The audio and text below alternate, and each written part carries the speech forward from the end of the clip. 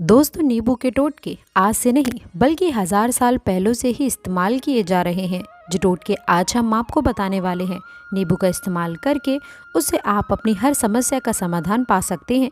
यदि ज्योतिष शास्त्र, वास्तु शास्त्र की किताबों में यदि जाते हैं और अध्ययन करते हैं तो नींबू के ऊपर पूरे 11 अध्याय आपको मिल जाएंगे। दोस्तों, आपको बता दें, नौकरी पाने के लिए नींबू का इस्तेमाल किस प्रकार से आप कर सकते हैं, व्यापार को दौड़ाने के लिए कैसे आप नींबू का इस्तेमाल करना चाहिए। दोस्तों, यदि आपका शत्रु आपका विनाश करना चाहता है तो नींबू के टोटके से कैसे आप उल्टा अपने शत्रु का विनाश कर सकते हैं।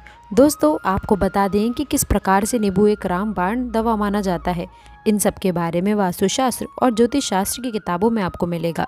यदि आपका भाग्य सो चुका है, आपके घर पर ऐसी शक्तियाँ आ गई हैं जिसकी वजह से आपके घर में लड़ाई होती रहती है, पति पत्नी में बनती नहीं, तो दोस्तों आज के जो टोटके हम बताने जा रहे हैं वो आपकी सारी समस्याओं का समाधान करेगा।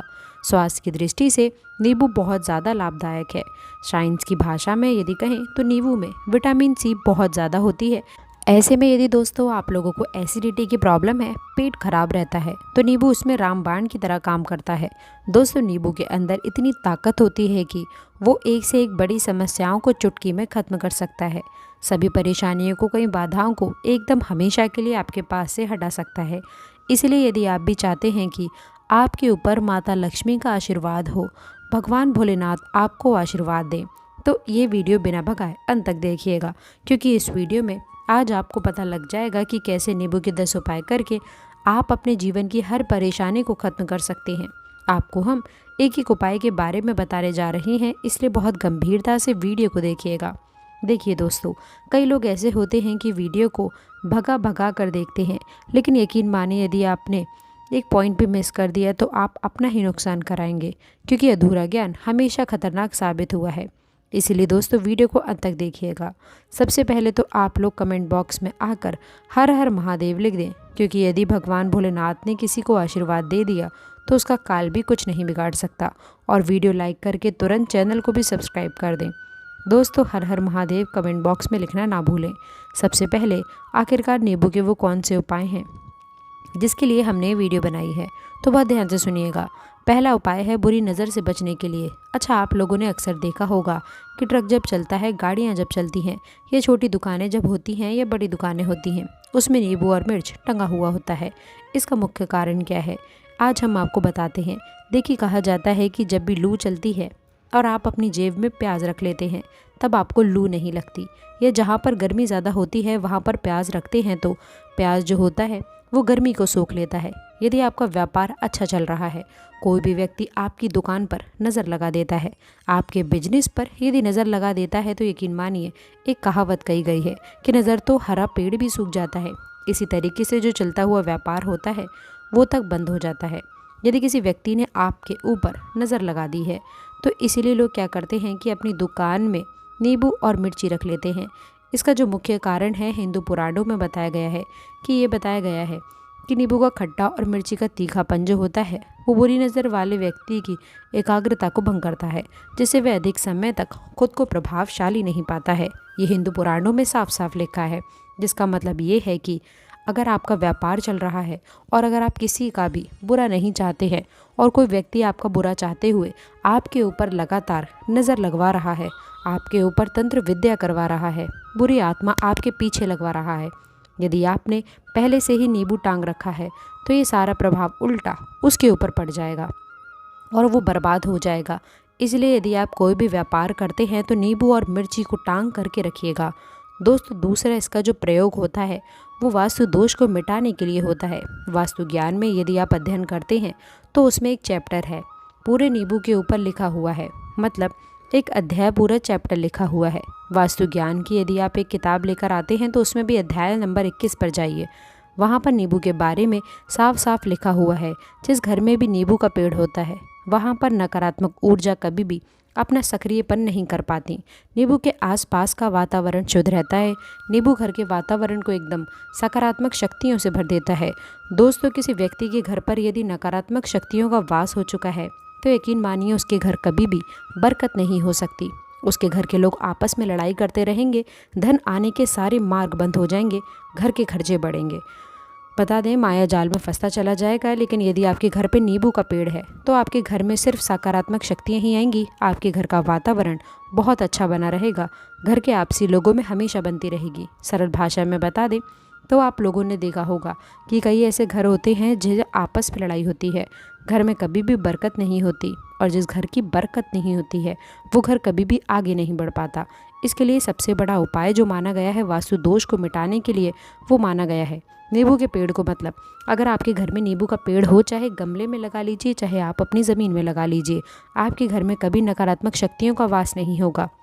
मान लीजिए यदि आपके घर में आपको ऐसा लगता है कि किसी ने काला जादू कर दिया है या आपके ऊपर कोई तंत्र विद्या कर रहा है, तो दोस्तों आप बता दें कि घर की लड़ाई करगज को देख करके तब आपको जो हम बात बताने जा रहे हैं सुनिएगा। पहले तो आप लोग हो सके नींबू का पेड़ लगा लीजिए, लेकिन नींबू तो रातों रात उगता नहीं है। इसके लिए आपको थोड़ा सा इंतज़ार करना होगा। धीरे धीरे नींबू का पेड़ बढ़ना शुरू होगा। जब जब नींबू बढ़ेगा आपके घर पर सकारात्मक ऊर्जा का वास हो जाएगा, यानी कि माँ लक्ष्मी का वास हो जाएगा और नकारात्मक शक्ति का अंत हो जाएगा। तो इसका दूसरा उपाय ये बताया गया है हिंदू पुराणों के हिसाब से कि आपको अपने घर के चारों कोनों पर एक एक नींबू रखना है। आपको उल्टी दिशा में, मतलब सीधी दिशा में नहीं, बाई दिशा से 7 चक्र मारने हैं, और ये शनिवार के दिन करना है। ये नींबू ले जा करके किसी भी नदी या तालाब में बहा दें।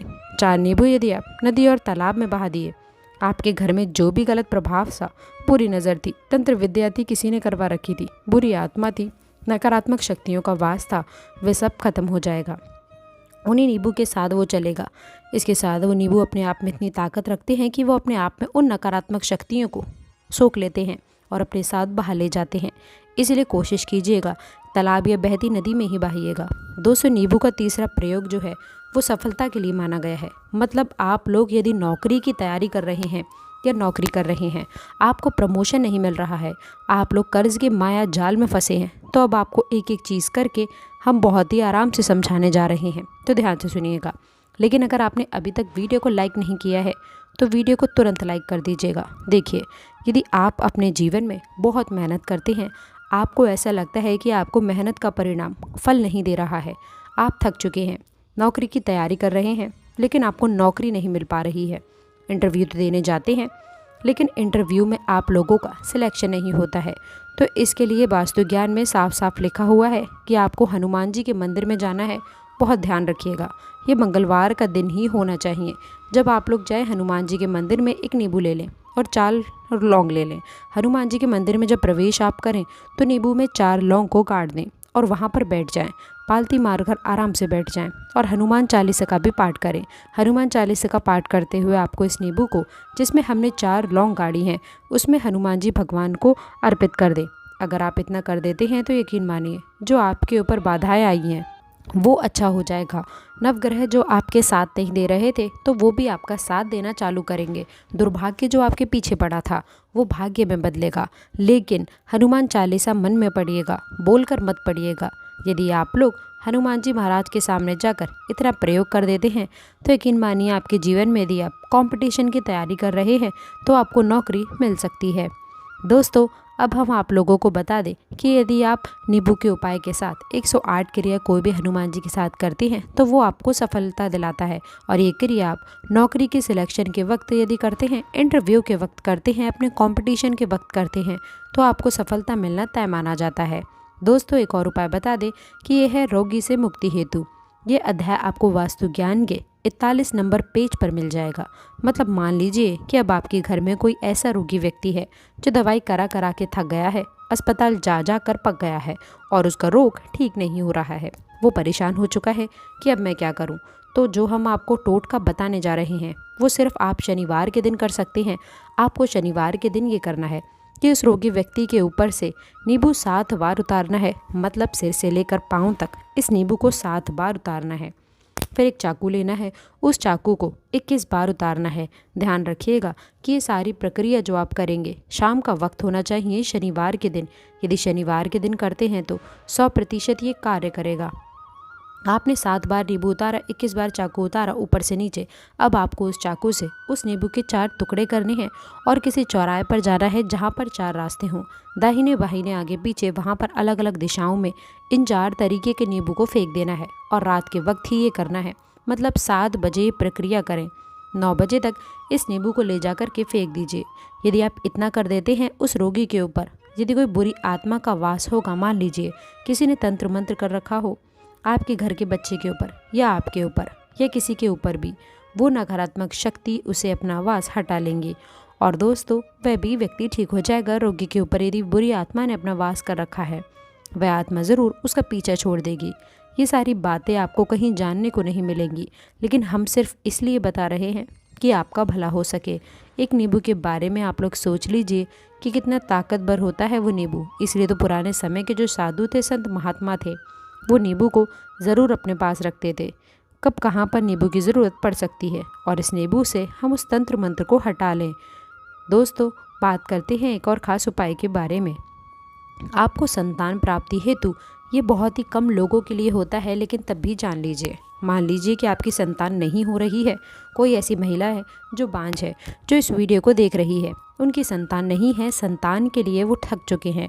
एक बार लिख लीजिए कहीं कागज़ पत्र में, उत्तरा फाल्गुनी नक्षत्र। उत्तरा फाल्गुनी नक्षत्र एक ऐसा दिन होता है बहुत शुभ माना गया है नहीं संतान लोगों के लिए। यदि आप इस दिन नींबू का जो पौधा होता है उसकी जड़ तोड़ लाते हैं और उसे देसी गाय के दूध में मिला कर पी लेते हैं, तो दोस्तों निश्चित ही संतान की प्राप्ति होगी और बहुत ही विद्वान संतान की प्राप्ति होगी। इतना करने के बाद आपके जीवन में यदि आप लोग दवाई करा कर थक चुके थे, लाखों रुपए खर्च कर चुके थे, यकीन मानिए कि एक प्रक्रिया ये कर लीजिए, आपके जीवन में आपको संतान की प्राप्ति अवश्य से होगी। दोस्तों नवा है अवकाश रुपए की प्राप्ति। अवकाश रुपए की प्राप्ति मतलब कह लीजिए कि आपको कहीं एकदम से रुपया पैसा मिल जाए। आप काला बाजारी करते हैं, सट्टा बाजारी करते हैं, आप जंगल में गाय चराने जाते हैं, आप खेतों में कार्य करते हैं।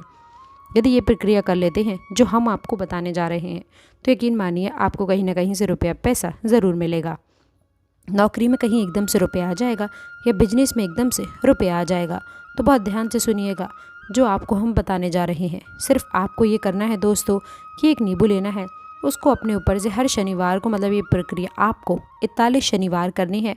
अपने ऊपर से 7 बार घुमाना है शाम के वक्त, शाम को अपने ऊपर 7 बार घुमाना है। लगातार 41 शनिवार तक आपको 7 बार घुमाना है और उसको एक लाल कपड़े में बांधना है और किसी पीपल के पेड़ पर गाड़ देना है। ये अलग अलग पीपल का पेड़ होना चाहिए, ऐसा नहीं कि एक ही पीपल के पेड़ के नीचे आप लोग गाड़ते चले जा रहे हैं। तो इस चीज़ का खास ध्यान रखिएगा। तो दोस्तों आशा करते हैं आज की जानकारी आपको पसंद आई होगी। वीडियो अच्छी लगी हो वीडियो को लाइक करके चैनल को सब्सक्राइब ज़रूर करें। अंत तक